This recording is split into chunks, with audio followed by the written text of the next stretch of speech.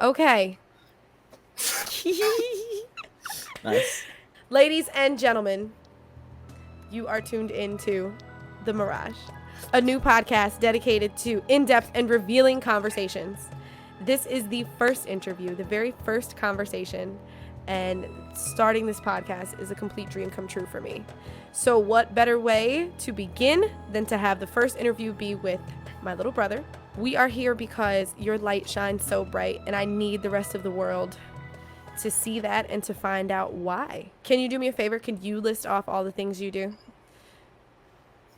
Jeez. I'm a saxophonist at heart, I think. I suppose I'm a multi-instrumentalist. I try to do the songwriting thing. I did my stint in musical theater. I scored a musical recently. And that's about it. I think music's kind of the thing. I try and just do every facet of creating music. Multi-instrumentalist. Yes. Where does that begin and when? So I started off playing clarinet in middle school, and I got to be reasonably good at it. And when I got to high school, my band director handed me a saxophone and said, "You're going to do this now instead." And the problem that I ran into was that no matter how good I found myself getting at saxophone, specifically because I was playing jazz, it was tough for that to really shine because jazz is such an outdated thing now. So among my peers and among my teachers and even among my parents and my family, it was really tough for them to see how hard I was working, because when everything you're learning is like 2-5-1 licks and fancy jazz stuff, people don't really relate to that. So it's hard to make it clear that you're working towards something. So that's when the multi-instrumentalist thing came in, because I would do something cool on saxophone and somebody would be like, I have no clue what that was. I don't care. Meaningless. So then I decided that I'm almost not proud of this decision, but I decided that the next best concept was to just get good at a ton of instruments, because it was like a get-rich-quick scheme. It was like, my friends will quickly see the drive and the work ethic that I have toward doing this thing. And it didn't work for saxophone because it wasn't relatable to most people and then I would go into school and I'd like practice piano and then drums and then bass, and then people were like, "Oh, okay, wow, that's really cool that you're working toward that the way you are." Like, I didn't even have to do anything necessarily interesting on piano or bass or drums, but just seeing that I was working toward doing that, it put me on a not a pedestal per se, but it put me on like a different level compared to when I was just a good saxophonist. Right. So would you say, and expand on the phrasing I'm about to use, would you say that it was important for you to connect with as many people as possible through musicianship? That's kind of what your explanation sounded like to me, where it's like, okay, I met somebody that thinks what I just did on the saxophone is great. That's because they are a saxophone fan. But my dad or my uncle or blah, blah, blah, they weren't saxophone fans per se. So it's, all right, maybe they'll like the sound of the clarinet. Maybe they'll like what I do on the drums better. Do you feel like it's connected you to a wider variety of people because you play a wider variety of instruments? I think more importantly than trying to connect with other people, I think connecting with myself was almost more important first. I think that's kind of obligatory for anyone who is a multi-instrumentalist and who is blessed to have this much control over their creative process. When I make a song, I get to play the instruments, I get to write the music, I get to mix it the way I would want to. I don't have to, right now, I'm lucky that I don't have to listen to other people's opinions. Not that other people's opinions are wrong, but while I have this time to be totally invested in my own creative concepts, now's the time to do it. And high school was the time to do it. So once I started picking up other instruments, it wasn't about, okay, if I'm going to play bass, what's a bass line that dad's going to find cool? No, not yet. I think there will be a time in my life where it'll be about what can I do to bring other people that other people will find cool. Instead, I decided to invest in what bass lines do I think are cool? How do I want to play the bass? What do I want to be playing on piano? And in high school, it backfired, because even then it was like, oh, you learned like a snarky puppy bass line. Nobody knew what that was. Nobody cared. Right. So it backfired until college. And then college, I got lucky and I met all of these wonderful people who liked the same bass lines that I liked and liked the same saxophone things that I liked. So you come across, it takes time for you to come across people who share the same interests musically as you. And And even if I they don't share that interest, they're encouraging you to be yourself. It sounds like you've encountered people that, you know, are pro individuality in that way, and they're not trying to put you in a box and have you be what they want you to be. yeah, and being put into a box isn't a bad thing. I just don't think, I think any musician who is in touch with themselves is going to have a big leg up against people who are put in a box too early. I think being in touch with yourself, I think like I think about it this way all the time. I'll be myself for as long as I want. And we talk about how when I make music, sometimes some of the music I make is a little too crazy. We've had this conversation. I said that I feel weird because the music I make isn't music that I think mom or dad would want to listen to. And they voice that opinion sometimes. And it's like, oh, crap. Well, what do I do now? But I think that I'm glad that I'm inward first, because then there literally, I think, be a day when it's like, all right, now it's time to put my own interest aside and make something that'll put a smile on my parents' faces. Like one day, eventually, like I think, yeah, I just see a lot of importance in individuality first, especially for a multi-instrumentalist and someone who can do so much on my own. Right. I think I want to hone that first. How old are you now? I'm 19. And you're in what year in college? I'm going into junior year, just finished sophomore year, right? And tell me about where you are in college right now and how your experience has been in a nutshell. College has been wonderful. I don't have a single gripe. The people I've met are incredible. The teachers I've met are incredible. Once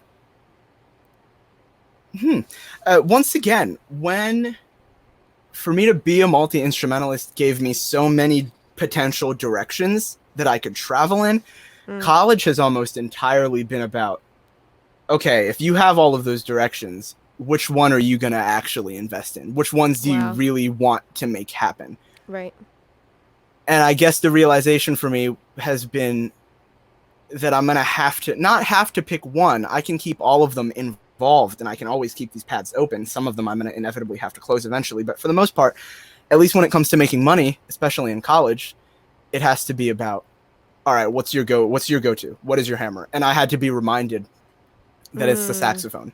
In high school, I spent a lot of time, and Walter Young will joke about this. I spent so much time, I almost wasted time playing bass and guitar and piano and drums instead of playing the saxophone. I would almost venture to say I wasted time. And now college, it had to be almost a soft reset on my perceptions of myself as a musician.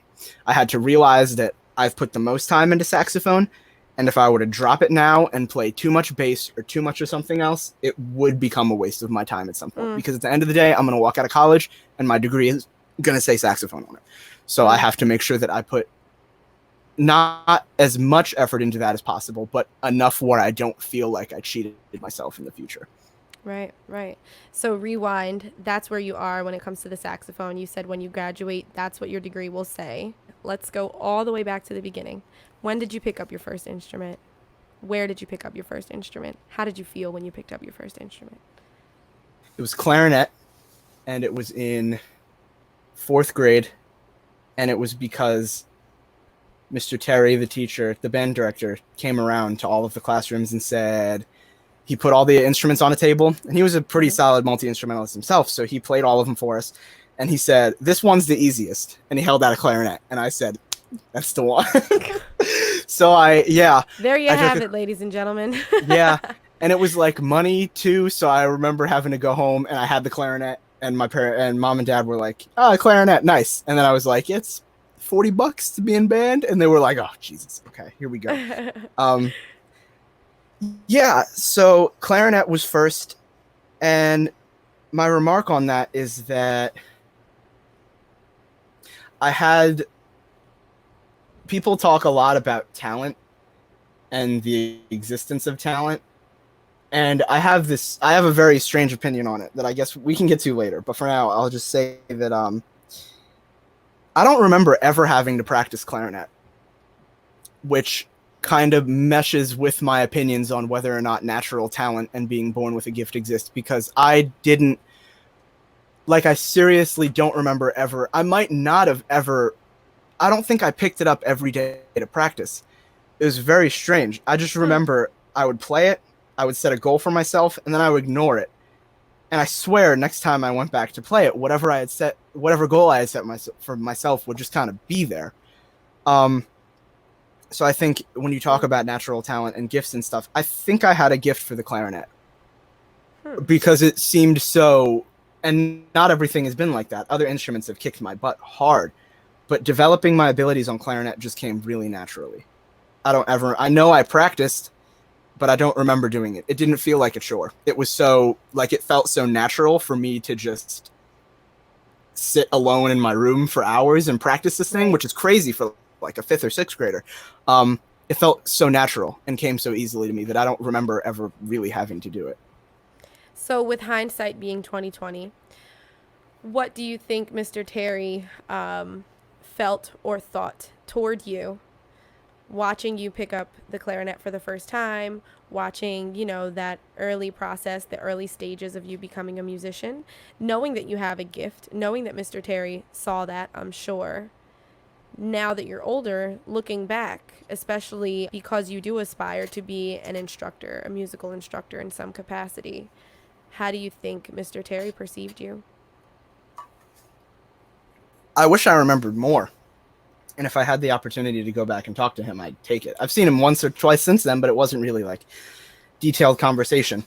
It's strange because he saw it, and I'd like to think I made it clear that I was really serious about it. Well, no, because I didn't decide I wanted to be a musician until high school. So I might have still been telling him, hey, I know I might be getting good at this thing, but I still want to study butterflies. I might have been saying that to him. I still want to be an entomologist. Yeah, seriously. So I don't know. I mean, he invested the time and he knew that I was working hard. I think his kindness toward me almost just came from the fact that I was working hard toward anything. Mr. Young had the same attitude, and I think it's a really good attitude to have toward people in general. If I have kids one day, I want to hold the same standard of, I don't care what you do, I care that you're good at it. So I don't know if Mr. Terry got joy from the fact that I was potentially going to be a clarinetist. I think he was just happy to see that I was working hard at something, I was passionate about something, and he probably just, I don't think I was ever a headache for him. Maybe I was. I don't remember once again, but if I wasn't a headache for him, I think I'd like to hope he was just happy and excited to see that Ravi Seenarine, had picked his thing to focus on. The same way that Miss Finley might have been excited once upon a time for me to have been so interested in science and entomology. I think Mr. Terry was just like, oh, wow, I have this nice little polite, chubby kid coming in my classroom playing clarinet good. Like that's, I think, I don't even know if he prepared me for a career in music necessarily, because I don't think I made it clear that that was what I wanted to do. I think if I said it and had been more passionate about it, tried to play other instruments or something, I think he would have pushed it a little harder, but I didn't. And it's the same with high school between Mr. Young and Mr. Younger. By then I knew I wanted to be a saxophonist. But when the day came that I decided I wanted to be a multi-instrumentalist and I wanted to play other instruments and stuff, I didn't put enough effort into it where they took me seriously. I think if I would have been really, really practicing bass, really, really practicing drums and piano, and if they would have seen that, I think they would have said, oh, wow, okay, you're like serious. Let me see what I can do to help you achieve that goal. I was lazy about it.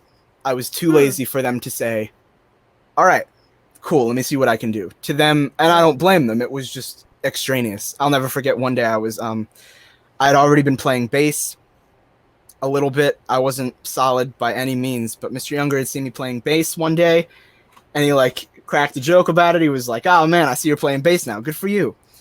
And then a week later, he saw me playing drums, way worse than I was playing bass. I was just starting to learn drums, and he said to me, oh, so you're a drummer now? And this time there was a little bit of, not aggression, I don't know the word I'm looking for. A little sarcasm? A little bit of sarcasm. Yeah, a little bit of sarcasm. Yeah, a little bit of sarcasm. He said, oh, so you're a drummer now? And he said, dude, it's really cool that you're doing this, but you're going to be in college in 5 months for saxophone. So are you sure you shouldn't be in a room practicing saxophone right now? And I took what he said to heart. And even to this day, if anyone who I respected sat me down and tried to talk me out of being a multi-instrumentalist, I would hear them out. because I still think it's a valid point that I might be just in over Right. my head trying to do this. If I were to just focus on saxophone and put the time the time I spend on all these other instruments, if I were to just Right. put it into saxophone, who knows? It would be, I can attest that it would be pretty nuts. But if I would have been practicing harder, they would have seen that and said, okay, so that's your thing. We can help. But I wasn't. I was lazy about it, the same way I wasn't clear enough to Mr. Terry that I wanted to really, really do it. Gotcha. As far as Mr. Young and Mr. Younger go, are either of them multi-instrumentalists, or do they just play one thing? No, they both are. They both are. Okay. Mr. Young once looked at me and said, I used to be just as obsessed and interested in playing all of the instruments by myself. And he followed it with, you'll grow out of it. And I was like, will I? And I had to sit down and ask myself, am I going to grow out of this? And if I am, do I do it now so that I can be a more proficient saxophonist in the future? But I came to the conclusion that no, I wanted to do it, and I wanted to be all out with it and take it as seriously as possible. So, yeah, I guess I haven't grown out of it. Yeah, both Mr. Young and Mr. Younger were very talented multi-instrumentalists. Okay, that's good. So you said something that I want to touch on. You said that you did not know that you wanted to dedicate yourself to being a professional musician until high school. That's a long time between, 3rd, 4th, 5th grade and then getting into high school. What was that decision process like? Everyone has their fair share of issues with self-esteem and self-confidence. So, to say that the beginning of my life was less than ideal has some merit to it, honestly. And I think you could definitely write a paper about how this has shaped me into who I am. The first time I picked up a saxophone and Walter Young said to me, yo, you're really good at that. Like, you could make a career out of that. That's really impressive. Good for you. The first time he said that, that was when it started to turn in my head that I should consider this as a career, because entomology, science, I was into it. I enjoyed it, but I had never had anyone say, that's really, you got a 100 on your science test. Wow, you should be a scientist. No one ever said anything like that. Right. So I never really had reassurance that it was something I was able to do or should do until music came along and someone said, wow, good for you. And even on clarinet, I was doing it. I was an all-South band and all that stuff, but no one ever had said you should make that your career, despite how good I was at it. I never heard that. So the first time I heard that it was something worth considering, that's when it started to become a reality. What is it that drove you to spend as much time as you did with music, even though you hadn't heard that from your family or from your parents? Because I was seeking it out. I didn't want to be bad or mediocre at anything that I did. So even though I had never heard someone say, you're really good at that, you should do it as a career, I knew that I wanted to hear someone say that. So I thought that music would be a solid way to do it. Or even flip it the other way. I never ever wanted to hear someone say, you aren't very good at that, you shouldn't do it. Wow. Yeah, that's deep. And especially in a non-musical household, mom and dad not exactly being musicians, I was so scared of the thought that I would do something wrong, sound bad. And this sounds really harsh, but it's a reality for some people. It's true. I never wanted to hear mom or dad say, are you sure I should be renting this clarinet for $40 a month? Are you and they really... have never said that to you. Wow. It's really nice to hear that perspective. I've never heard you explain it that way, because you make a great point. They truly have never had the opportunity to say that to you. And I would say, but listen, and if they did, I wouldn't blame them, because there are kids all over the world right now who have $80 rented clarinets who sound like garbage 5 years in, and their parents are, fortunately or unfortunately, you have to weigh the options, their parents are going to say to them, yo, you suck, give up. Maybe don't phrase it that way, but that's a reality for some people, and I didn't want that to be my reality. But you've always been that dedicated and that hardworking toward the instruments that you did pick up, where you kept them from ever saying that. That's incredible. And if you asked why, fortunately and unfortunately, I think it's because I just wanted to make sure that mom and dad, anyone who invested time into me, would be content and proud of the decisions and the things I was doing.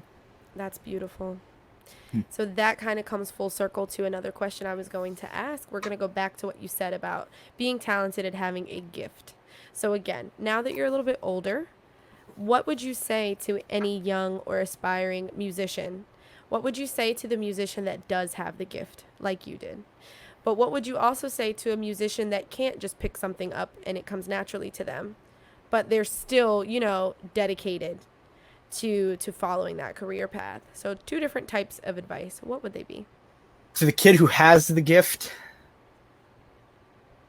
it depends on what the gift is, because if the gift is specifically, if the gift is for one, it makes it so much more. People forget.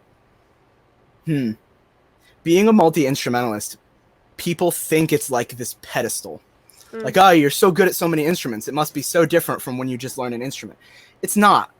It's just like by playing saxophone, I'm disadvantaged by the fact that I can't play chords the way a pianist can.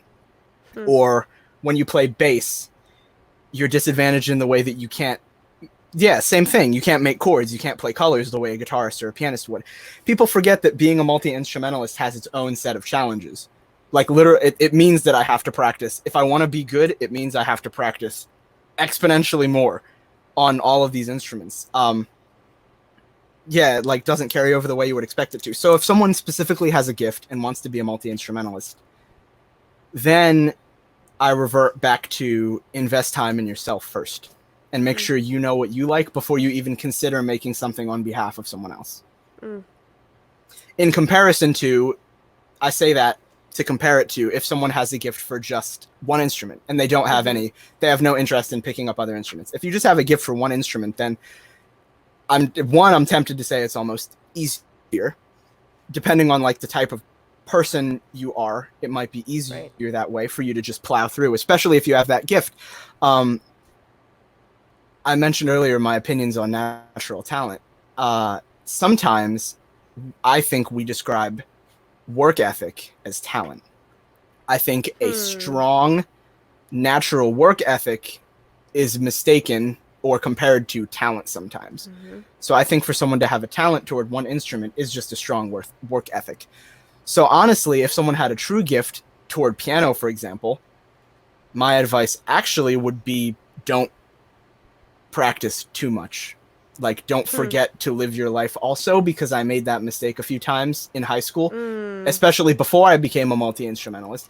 Before I started playing other instruments to gain the respect of my peers, I was practicing saxophone really, really hard, thinking it would make a difference. And it did the inverse, because then I was just in a practice room all the time doing all this crazy stuff, and I wasn't spending time with any of my friends. I lost friends. There were people I could have talked to connect with because of this entire process. Got it. Yeah, there were people I wanted to talk to, should have talked to, but didn't talk to. I would literally practice during lunch period. Like, I'm not going to lunch. I'm going to grab a sandwich and a bottle of water, and I'm going to go to a practice room. So that would be my real advice for someone, because the other thing is, I guess I can't really, the reason I brought up multi-instrumentalists again is because really, I guess I can't relate to just wanting to do one thing, having a gift toward just one thing. So, yeah, that's why I'm kind of just assuming the advice would be to not be too invested in it. I know a couple people who are like that, who are really good at one instrument, and luckily all of my friends are really well balanced in having a social life and also kicking their butts in the practice room. So, yeah. I was just going to use the term balance. So on that scale, what would you say is on either side? What are the 2 things that you would say somebody needs to find the balance between?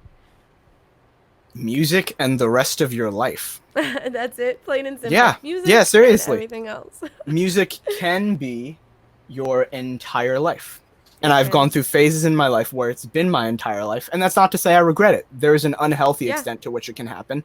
Sometimes it has to be that way before juries. If you set a giant goal for yourself, you might be on some shit where it's like, I'm gonna lock myself in my room for 8 hours every day. Nobody bother me. And some people, I'm not one of them. Some people are lucky enough to be able to do that. It's not always a bad thing.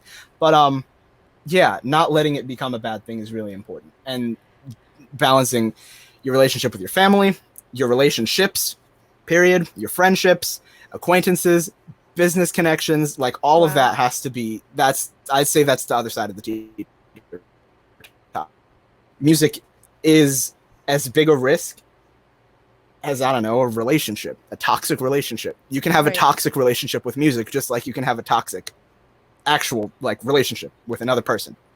So You are preaching right now. yeah, that's dangerous. Good stuff. During the times that you've had to be that dedicated to music, have you found it exhausting or energizing?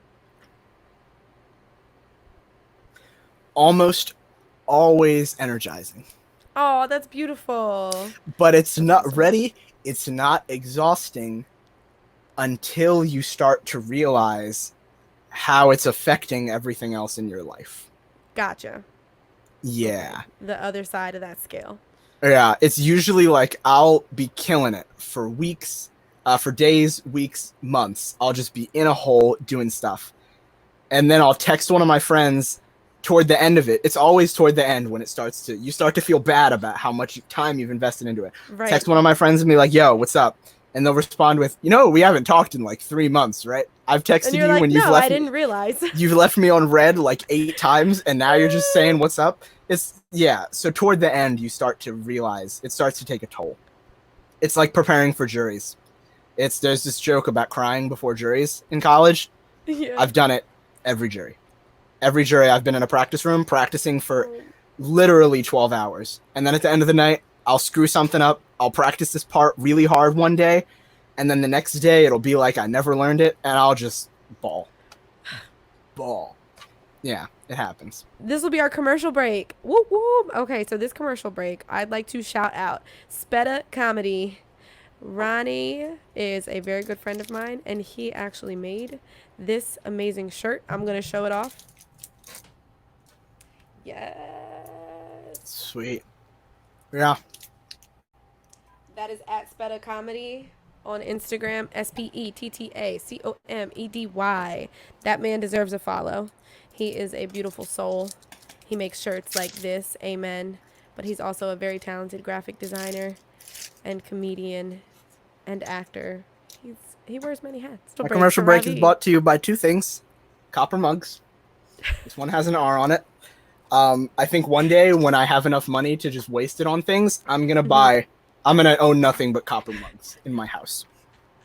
And it's also brought to you by Ferrero Rocher, because I just discovered them recently and now I'm addicted. And I went in a crappy dollar store and they had these for 2 for $1. Let's talk influences. We'll start close to the vest. Let's talk influences that have been in your life, people that you know and have known, people that you love.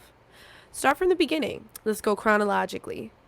Middle school, you pick up the clarinet. You've got Mr. Terry. You already said he did a great job showing you a specific type of push and love because you were simply that kid that was dedicated to working hard at his instrument. So that's great.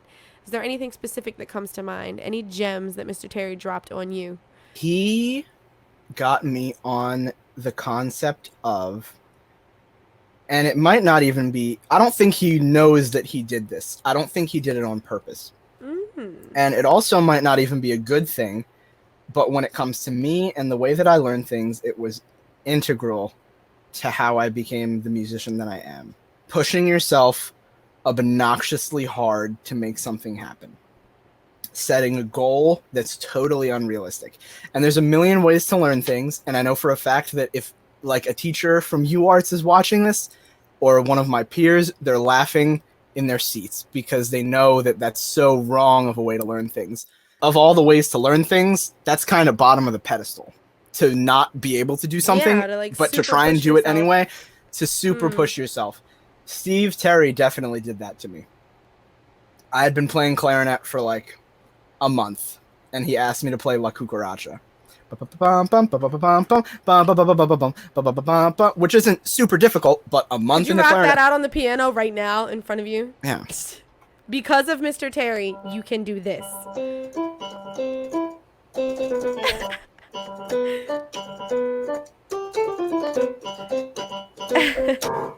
Yeah. And this is in what grade that you're referring to right now? That was 4th grade. I was 9. I had just turned 9. Yeah, and that I attribute. In fact, here's another fun little thing. When I talk about not remembering practicing clarinet, not only do I know that I was practicing it and I just didn't feel it per se, I wasn't stressed out by it, it just came naturally. When I first started playing, less than a month in, maybe 2 months in, you see, and here's Dad also instilling that same concept of pushing yourself way too hard. But when you have the right reason for it, you do it. When I wanted to impress Mr. Terry and I wanted him to be proud of what I was doing, I learned La Cucaracha. And when I wanted to impress my own father and have him be proud of what I was doing, it was a month into playing clarinet, and he said, "Have you ever heard Rhapsody in Blue?" I said, "No." And he showed me the opening to it. I'm sure you've heard it a million times by now. It has that crazy clarinet gliss that's like impossible. I know professional clarinetists who still, like, when you talk to them about it, they're like, "I can play everything, but I still never figured out how to do the Rhapsody in Blue." So my dad showed me that, and he laughed to himself. And in hindsight, if I didn't work so hard at it, I would have been insulted. But he said, you might as well learn to do that at this point." I was terrible at the clarinet. So that was all I practiced. Like, where other kids were practicing scales and hot cross buns and Mary Had a Little Lamb, I was practicing so hard to play Rhapsody in Flipping Blue.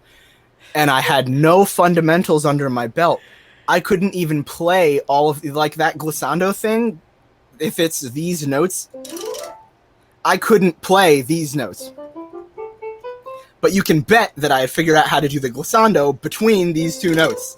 So it was like I had pushed all the fundamentals to the side and just set my heart on doing this one really complicated, borderline dumb thing for me to have learned at the time. But I did it.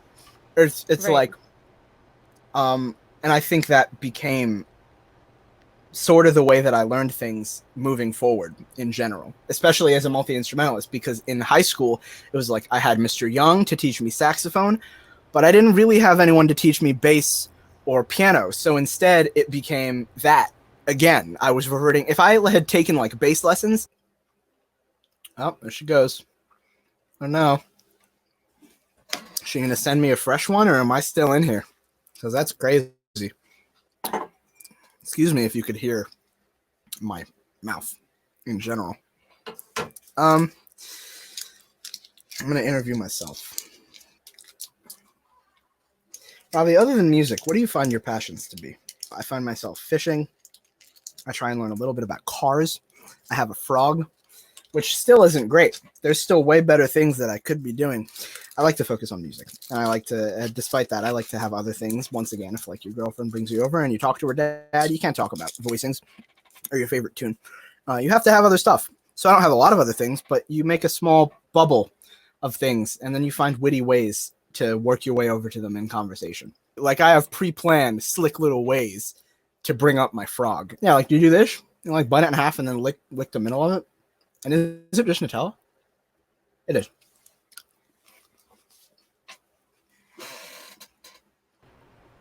Oh, welcome back. Ready? I'll come back and you're eating candy. No, I did way more than eat candy. You can decide if you want to use it. I just interviewed myself. All right, I wanted to take an even closer and even deeper look. Think about each of your parents. Let's talk about the fact that we are blessed that our parents are still married and together for almost 30 beautiful years now. And seeing their union, yes, absolutely deserves a clap. Seeing their union, bearing witness to their union, for our entire lives, has definitely shaped and molded us in a beautifully unique way. What characteristics do you feel you have from each parent? I think I'm a lot more like Dad. Not that I'd like to admit, but just then is obvious on the surface. I think Dad's work ethic definitely comes into play, for better or for worse, along with the way he carries himself. This person, the way he talks. I've been getting comments from everybody saying I'm starting to sound like Dad. I'd like to say Mom's intelligence and her sense of humor. I don't think I quite have I think my brain works a little differently from dad's, and I think my sense of humor is a little bit different from dad's. I think it's more like mom's in general. It's a little more witty, highbrow, kind of turn your nose up at lower humor. If we're like watching kid shows, I find it so funny. Yeah, like dad dies laughing when somebody like falls and hits their head. Yeah. Dad still gets the chuckle out of the Three Stooges and stuff like that. Right, exactly. Mom, but there's two sides to any sword. What bothers me about moms is that if you're like watching kid shows, she'll laugh about something and then stop and go, "That's so stupid," and then like feel bad about laughing about it and make you feel bad about laughing about it. It's like, oh boy, great. So I think I picked up on a little bit of that. Yeah, seriously, pick one. I think I have both of those. As for I guess specifically if you're talking about music, most importantly I would say is dad's work ethic. The way we talk about how like dad can just at any time, one of dad's best lines, anytime I can always find something to do. If you ask for a chore, I'll give you a chore, like always. So I think that carried over with me in music really well. If I want to practice, I will find something. And that goes for anyone. Music is a lifelong process of always getting better. You're never done learning in music, which is not true for every career.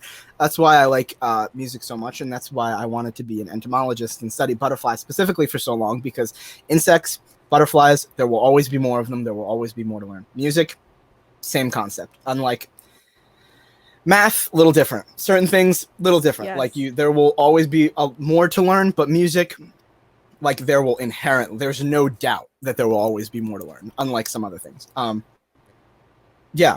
So dad's work ethic in that capacity of like always being able to find something to do. Yeah. I am so glad you just brought that up. Projects, things you've learned, accomplishments, pieces, artists. Who was the first artist that you found yourself idolizing, and what of theirs did you learn, and so on after that? Because I know the list is very long. So who the list is not as long as you think. Oh, really? Okay, go ahead. It's weird because the first thing that popped in my mind was actually Skrillex. Before I knew... I wonder why Skrillex was on your radar. Seriously, it's a 3... I think the list is literally 3 people long. And Skrillex is one of them. Because before I knew anything about music theory, I would listen to dubstep, and I will never forget learning the fundamentals of what music is made of. And dubstep literally taught me, because dubstep is such an exaggerated form of music. It's like, if there's bass, there's bass. Like, it was so exaggerated that I would hear bass, I would hear melody, I would hear counter melody, I would hear how harmony works and how chords work before I even had a name for any of that.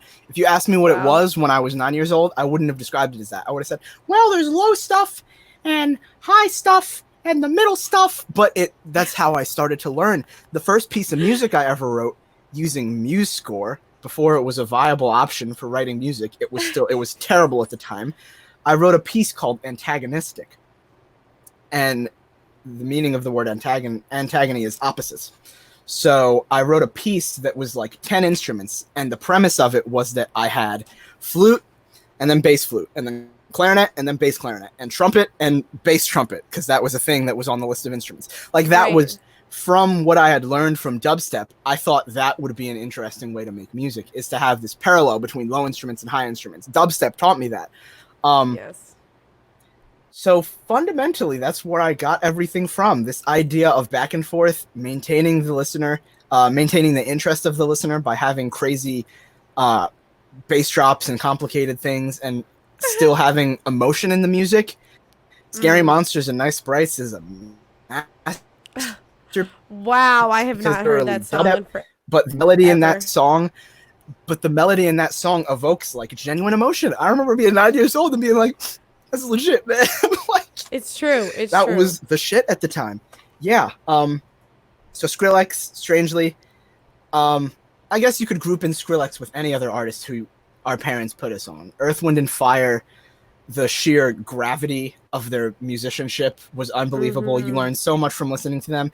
And these are all things before I became a musician. After I became a musician, there were only 3 real influences. But I think I had more influences before I became a musician because I didn't know as much. And it was so easy for me to learn something because I didn't have to analyze it. It was just like Earth, Wind, and Fire. That's cool when you put a horn section with a rhythm section. Like, those are things that I found out when I was a kid and became integral to how I perceived music.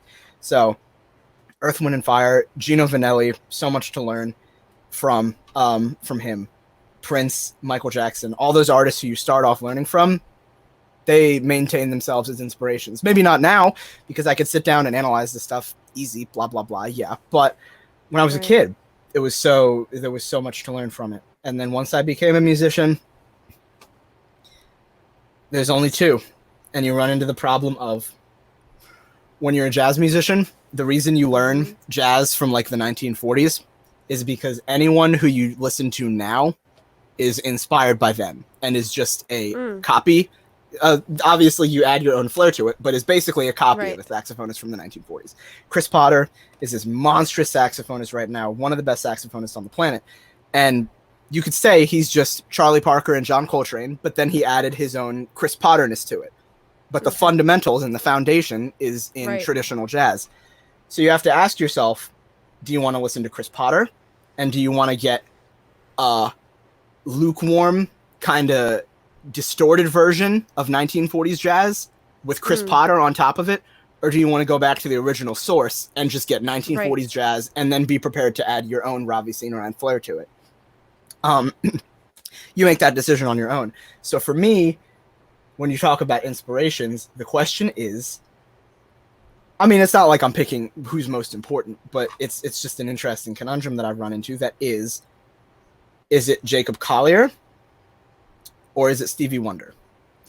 Because Jacob Collier, to me, the most direct influence to Jacob Collier, you could make like a tree system of all the inspirations of people. You can trace Jacob Collier through to Stevie Wonder, back to Ray Charles, and you could take Ray Charles all the way back to Flippin' Bach if you wanted to. So that's between the 2 of them. I love both of their music so much, and it's the same concept.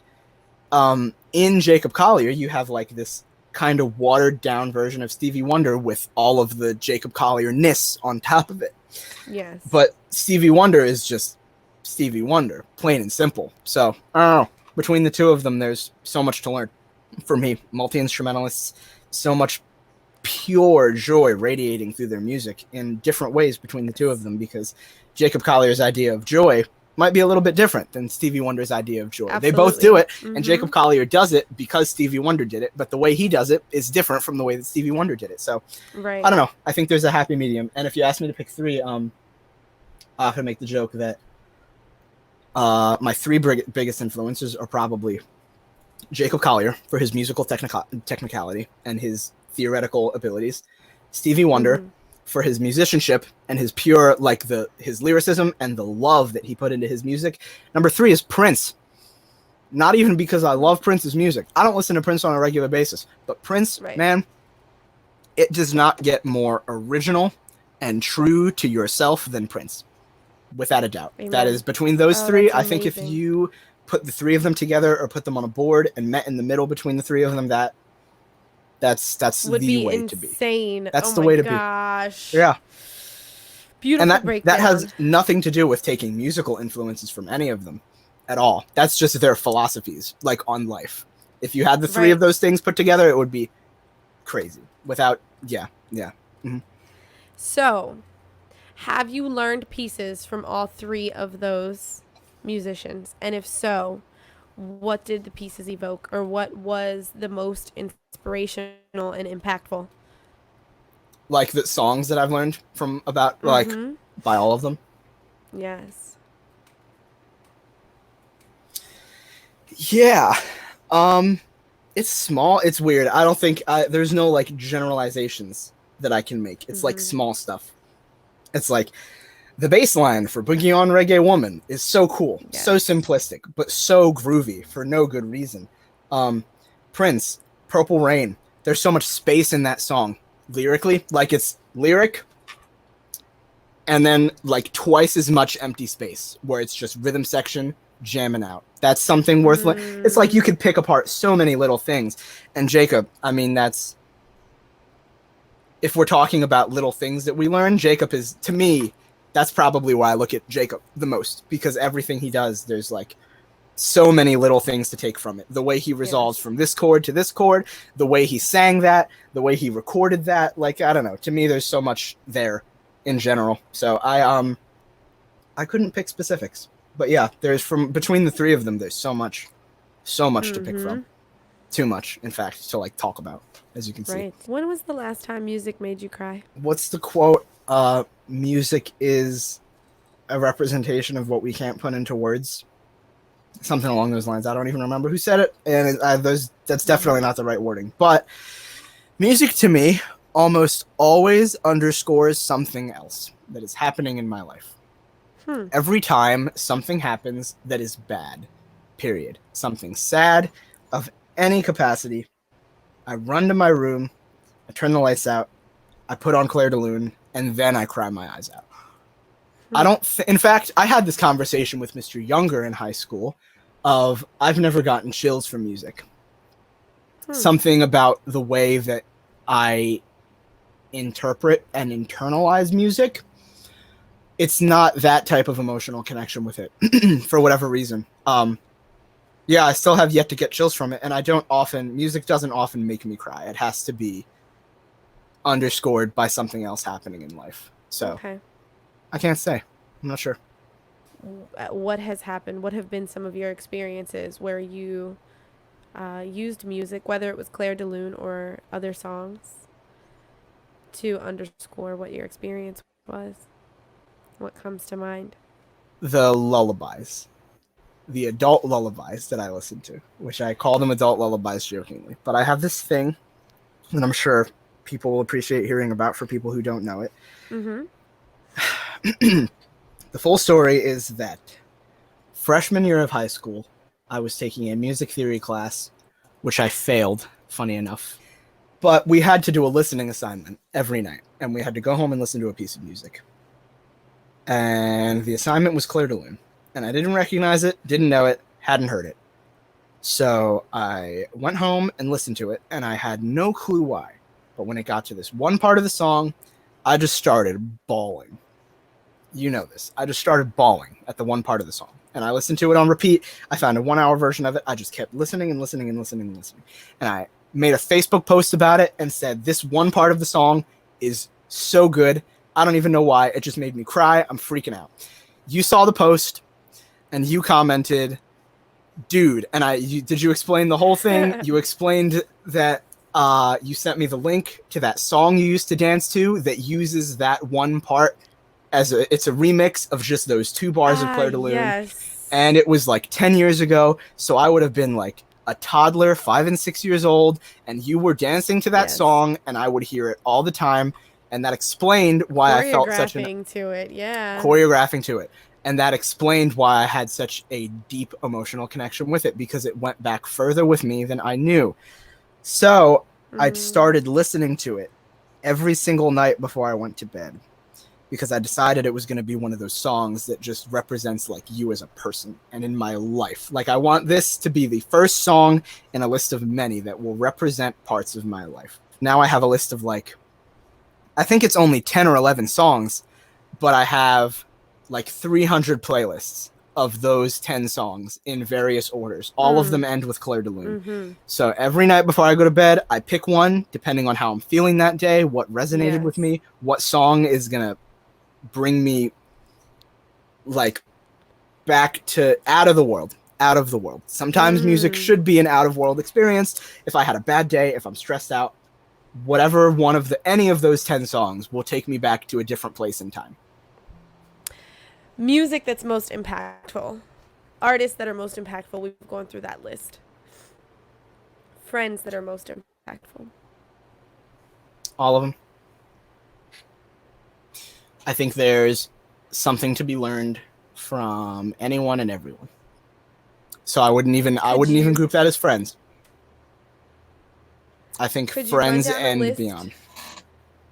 What happens if you were to just go off the top of your head, run down the list of the people in your small circle, your bigger circle, the circle a little bit bigger than that, anything that just pops in off the top of your head for what you've been able to take from the people that you've been surrounded by? I'm nervous I'm gonna exclude someone if I just make a list, but I mean, closest college friends, all of them are so passionate and talented in so many different ways. We're gonna watch the video with Corinne. Corinne is amazing to me. I could like it's so specific for each individual person. Corinne, as far as I know, was not a music theory goddess, but she's still so like her musicianship is still so incredible. That blows my mind. Dan McCain, it comes from like a similar household for me. He had a similar vibe, and he's just so hardworking nonetheless. Andrew is an impressive balance of a fun person while still being really talented and really awesome at the saxophone. To me, like socially, I envy him because he's really good at saxophone, but he also knows when to come out of the practice room and be a normal human being and do dumb things like just dumb things in general. Yeah, people like Lonell and Zach guys have unbelievable ears and unbelievable levels of musicianship. Just so, yeah, I envy Lonell for being raised in the church community, and Zach guys I just envy in general because he only started playing bass in high school, and that's nuts. Yeah, and if you etch your way out of college, even in high school, this is when you get less into stuff about music and more stuff about people. I've learned a lot genuinely from Lucas. His outlook on life is the strangest thing I've ever experienced, but really worth learning from. Same with Joe. Joe, I think, is my best friend in the world. I think he's the best person for doing things like going to Walmart and poking the raw meats and deciding which one is the most fun to poke. Like, that's the type of silly shit that I only get out of Joe Ryan. But that's such an important thing. And it's not important for everyone, but for me, when people ask me about who I am as a person, I tell them, like, there is a part of me that is still 4. And I think that's the way it's supposed to be. There is a part of me. And the part of you that is not 4 takes everything else very, very seriously. Yes. But the part of me that's 4 has to come out sometimes. And I will openly admit that I think people like Joe Ryan, Tim Fitzpatrick, those are the people who make you act like you're 4 years old. And it is so refreshing. When Joe and I are in the Walmart parking lot, pretending to be worms or something and like rolling around on the ground, that's necessary. That is a necessary part of life. Not everyone feels that way. There are so many. Now that I've said that, important to you. Now that I've said that, I can't show this podcast to any girls who I try and date in the future because they're going to see that part and be like, why am I talking to this kid?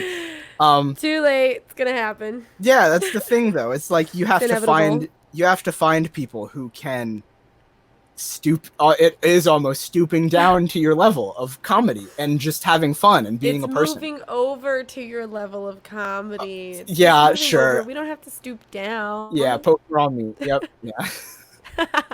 It's not stooping down at all. That is fun. Yeah. So fun. So you mentioned Corinne, and we did not announce yet. They don't know that. Drum roll, please.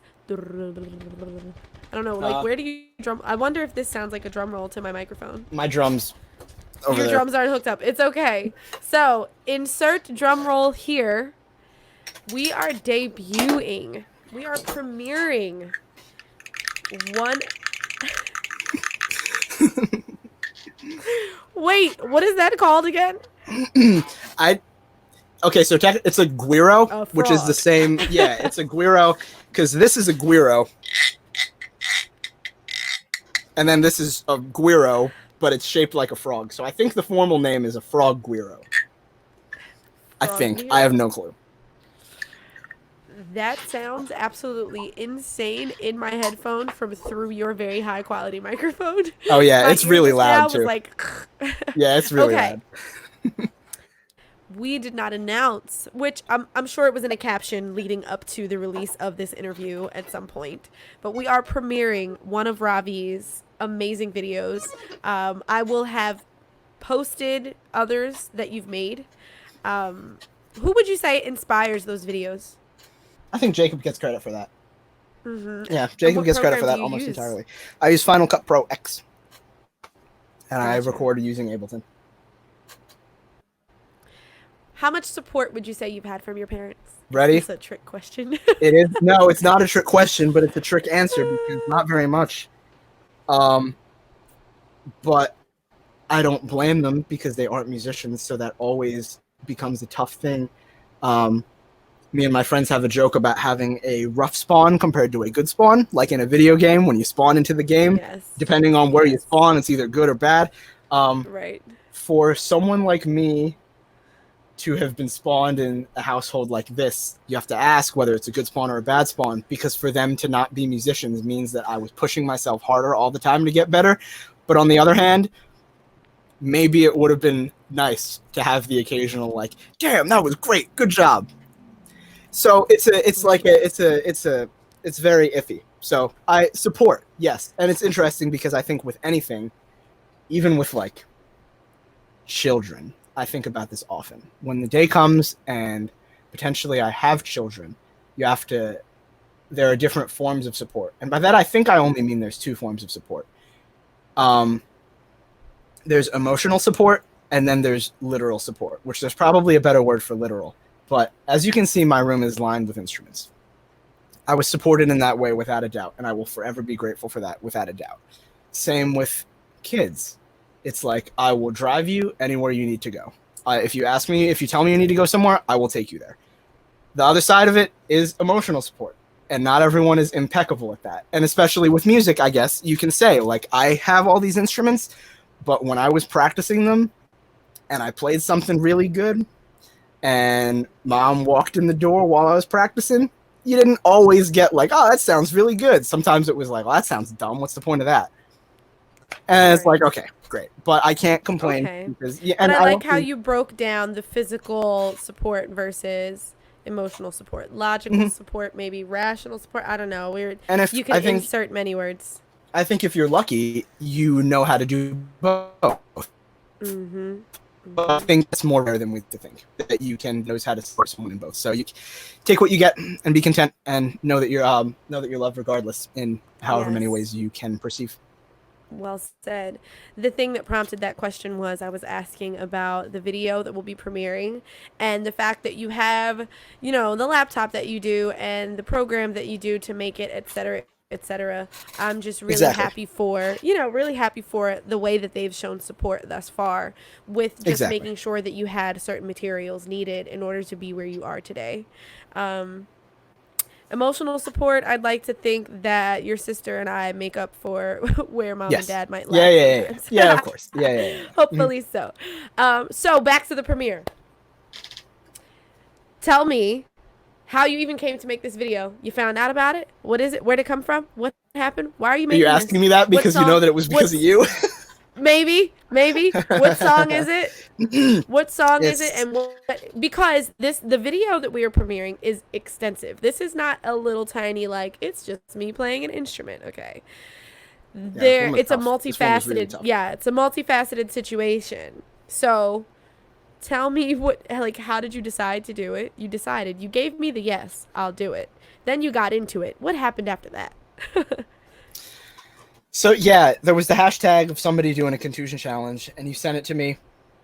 And I forget, what you know how long ago this was, right? It was like 50 days ago. It was a little bit ago, yeah. Don't ask me why I know that exact number. It was like 43 days. So I said I would do it, and then the world exploded between I think the world was already exploding, but I felt so disinterested in pushing myself in that way to be creative like that. So it was tough. This was blatantly tough, and I'll admit it. And that's why it took so darn long. It's been like 40 days since I decided I was going to do it.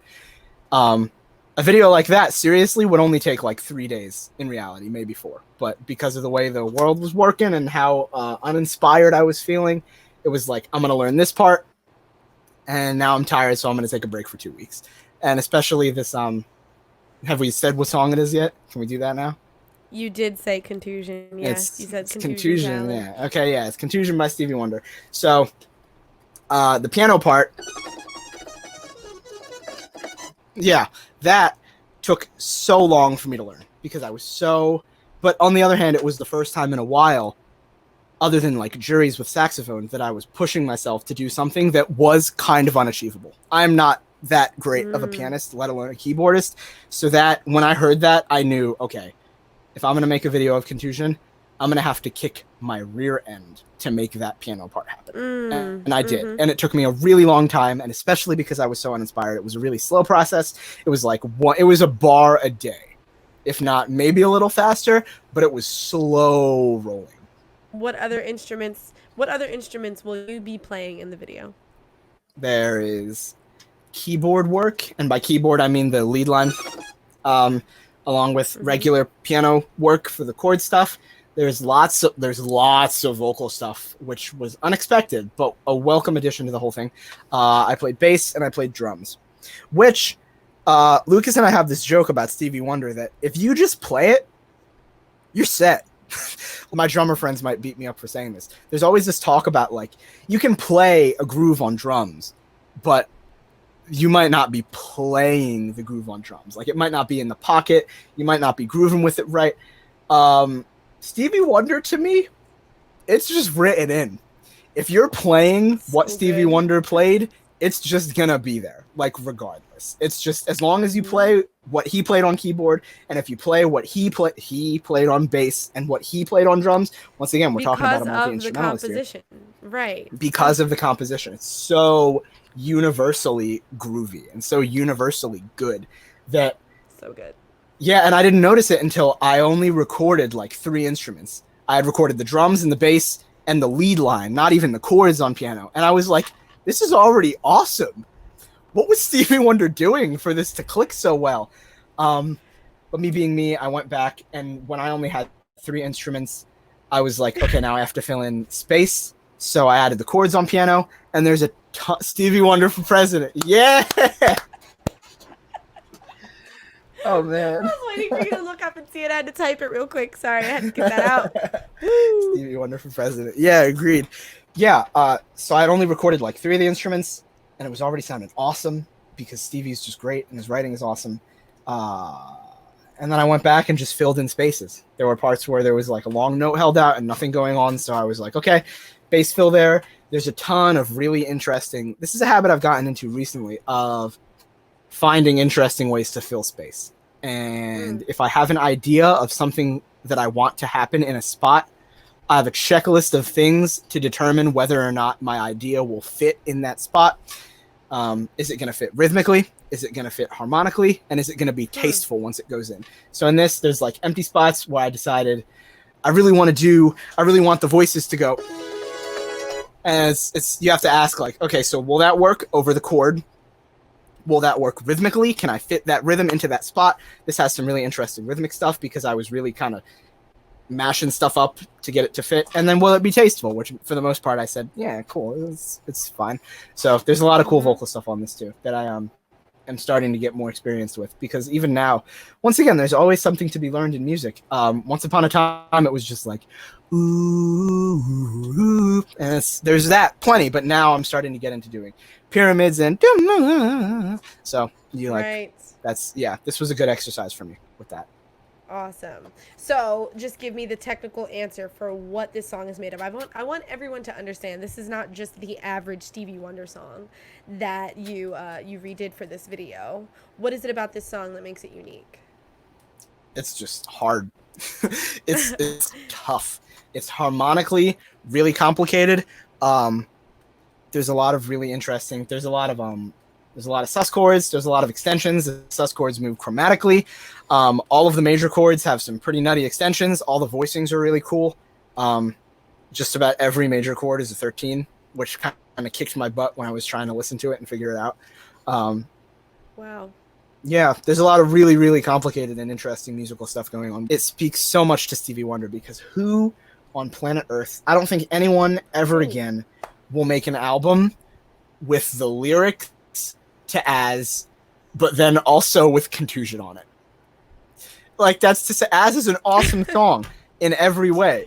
But musically, it's not that complicated. What makes As special to me is the lyricism. The lyricism is amazing. Absolutely. So for you to be able to write the lyrics to As and then also write Contusion, right? You put it all together. and put it on And the that's same just album two too. songs that we're using. Yeah, That's legit. just 2 songs on one album that we're talking here. Oh, Crazy. we are not going to turn this interview into talk about Stevie Stevie Wonder. craziness Yeah, and then I yeah. pass out. Yeah, seriously. So, before we wrap things up in general, I just want to say thank you so much. You were extremely supportive once I did voice to you that this is something I wanted to do, that I finally wanted to take the baby steps forward to get this up and running. I knew that I wanted you to be a guest. I was excited to give you this platform. This is like dream come true status for me to even be starting. This is a first. I'm going to get better at it. Shout out to anyone that has watched and been bearing with me. I'll be doing some editing in general, but I'm excited to see how this comes out, but I'm also excited to just grow. Thank you so much for being supportive always and so understanding of me and my plights. So I have one last question. Technically it's 2. Jacob Collier. You sit down at dinner with him. What do you You know ask? what? And you told me that you might ask that question of who would you sit down to dinner with, dead or alive. And I actually, obviously you think about stuff before you come on a podcast. So when you sent me that question of who would you sit down with, my talk about Stevie Wonder and Jacob Collier and how like influences work and jazz saxophone, I had that speech planned out in response to this question. But anyway. Oh, okay, gotcha. So yeah, you since kind of you touched on a lot of it already. Yeah. But no, you mentioned, but now that was just going to explain Now why it's I was like picking the Jacob Collier. personal, yes, now it's the personal conversation. You have met and worked with Jacob before, but now on a more personal note, you know, having more time with him or, you know, not being in a rush to have to leave and go anywhere for you or for him. What does having dinner with Jacob look like to you? Peanut butter and jellies. Lovely. Cup of some milk with a little splash of vanilla in it. No. I think I could voice my praises all day. Because the thing about Jacob was, it was back in high school when I started playing other instruments. He didn't really come on the scene until I had started doing that a little bit. And I always joke that I almost sometimes wish he didn't happen, because I think I would have been one of the first people, other than Stevie, I guess. And I'm sure there's more, but I thought I was going to be more unique in doing the multi-instrumental thing and playing all the parts by myself and all that. So for him to have come on the scene, it was a strange combination of, oh, crap, this dude literally stole my idea and he's doing exactly what I was about to try and do. But instead, at the same time, he gave me hope that it was something that's doable. Like, it seemed so far-fetched to me to buy all the instruments, play all the instruments proficiently, learn how to record at that caliber, and then release something. Totally, until he happened, I thought it was impossible. So that would be, if I had one praise to sing for him, that would be it, was that he showed me that it's something that's doable and something that's possible. And then on a more practical level, I'd probably be like, how do you play guitar? Because that thing sucks. Something about it is just so difficult compared to other instruments. So really, I'd ask him that, and I'd ask him for his own feelings about how he goes about learning each instrument and being personalized and being an individual on every instrument, and also his long-term goals. And by long-term, I mean literally his whole life. Like, if you're going to do this forever, how are you going to do it? What are you going to do with it? Do you want to, like I always say, hopefully I have 60 more years left to live, if not longer. I think that's a very long time, and I hope that in that time I can contribute something meaningful on every instrument that I play to the art form of it. I want to redefine. I want to do something no one's ever heard on the saxophone. I want to do something no one's ever heard on the piano and the bass, and hopefully I want to do it all in the same flippin' song one day. So I would want to hear what his end game goal is, the way that that's mine. You're sitting down having dinner with Stevie Wonder. What kind of conversation takes place? Now you see that. I don't know as much about his philosophy on making music. So that would be a lot more. That would be a lot more of that. I would like bounce between those two people. I'd like to think of it as humbling and being humble. I would bounce off just about all of my feelings about making music, and I would want to hear their opinions and what their stance, their personal, like I would say to Stevie, I think it's important that you learn who you are as a musician first before you worry about other people. And I would love to hear what Stevie thinks about that, because Stevie's different. Stevie's different from Jacob. Jacob went straight inward and thought, how am I going to make my music personal and then put it out into the world? Stevie, right off the bat, compared to Ray Charles and ended up on a bunch of white radio stations playing Rhodes and singing the way Ray Charles did, because he was so heavily compared. And before he could become himself and make masterpieces like As and Contusion and Songs of the Key of Life in general, before he did that, he was just like the new Ray Charles, and everybody just wanted to hear somebody who was basically Ray Charles but a little bit different. Like that was what he was. Everyone just wanted to hear fingertips. Yeah, right off the bat, that's what he was. So he started off being this external thing, and he had to send his internal energy outward on behalf of other people. I don't think he got the opportunity to be himself right off the bat the way someone like Jacob Collier did. So I would want to hear how he feels about that. Yeah. Great point. Like you said, you know that you're about to do a podcast, so you think about the things you want to express and say. Is there anything we didn't touch on? Any last thoughts before we premiere this phenomenal video? I guess if I had one thing to say, it's especially at a time like this in the world, I hope people have it's funny because this actually goes against an opinion, a feeling that I have. I hope people aren't too hard on themselves about being creative and trying to find success right now. Which is strange, because I also am very adamant about constantly pushing yourself to be better. I always prefer and like when people are working hard and developing themselves and have like factual ability to back up the way they feel about themselves. So this is a crazy time. These are crazy things. Even now, this almost feels weird doing a podcast, because I don't think I'm anywhere near who I want to be as a musician and as a person. So doing this podcast feels a little strange. And I hope that people who are watching this, to an extent, I would almost be like, if someone who was still up and coming went on a podcast and held their heads a little bit too high, I'd be like, it's kind of strange that you're doing that. So I almost hope that to friends of mine who are, better than me, better musicians, there are people out there with better philosophies than me. If someone's watching this right now and thinking, it's weird that he has those opinions, I hope you forgive me, because it's just, I don't know, time's crazy, people are crazy. Yeah, I hope I'm not, I hope I'm nervous that any of this would come off as any type of arrogant. Like, it's weird to have this type of platform. It's strange. Right. I'm not used to talking this much in general. So I hope I get a pass about yourself. But here's the thing, and here are my personal thoughts on that. We are all walking our own path.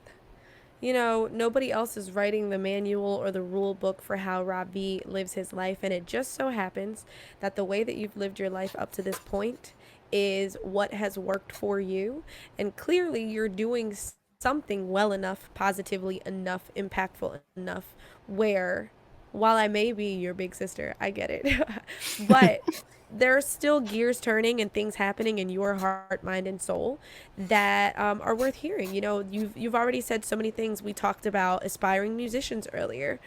And, you know, while there are plenty of musicians that would give great advice to an aspiring musician, who knows who's going to be more impacted by you and what you have to say. The same way that you can name Jacob and Stevie, you know, as your major influences. For other people that think you might sound arrogant, that's great. But at the end of the day, there's another musician out there that is most impacted by your sound and is like, all right, yeah, I might love this guy that I went to high school with and this kid that I'm going to college with now, but Ravi's sound, Ravi's work ethic, it's still unique and it touches me. You know, it's all so much more complex and individualized than we realize. I do get where you're coming from, because I struggle with that same exact feeling. Being transparent, there have already been pessimistic and negative thoughts that have popped into my head just about doing this podcast. But at the end of the day, it's a dream for me. It's something that I want to start doing, but also grow and get better at. With that being said, as you were saying, as you were answering my question, this is great because this could just be part one. So I appreciate your humility when you say you don't think that you're at the level to do a podcast. But the reality is, today is podcast day number 1, and maybe 3 years from now, we speak and we talk about what has happened within the last 3 years. And, you know, it's a never-ending journey that's just constantly evolving, and we just continue to roll with it. So this is the present day. You're dope. You've gotten to some amazing places as a young man and a young musician, and that's what we talked about today. And 3 years from now, we'll go back and do it again and see what has happened up to that point. Sweet. So yeah, one day at a time. Let's talk about how we're about to premiere this video. Nobody's seen it yet. Woo woo. Well, I have so many times. So many times. You have just editing. many times. Yeah. I've seen it. It makes my heart happy. It makes my heart jump out of my chest. Glad. Here we I'm go. glad. Don't leave this in.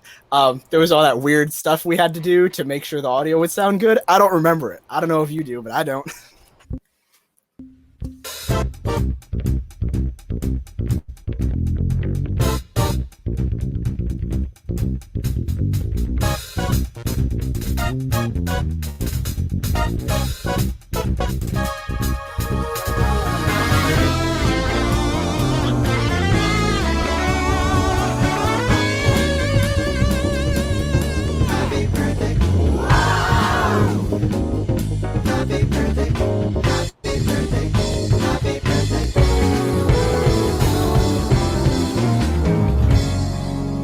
It me.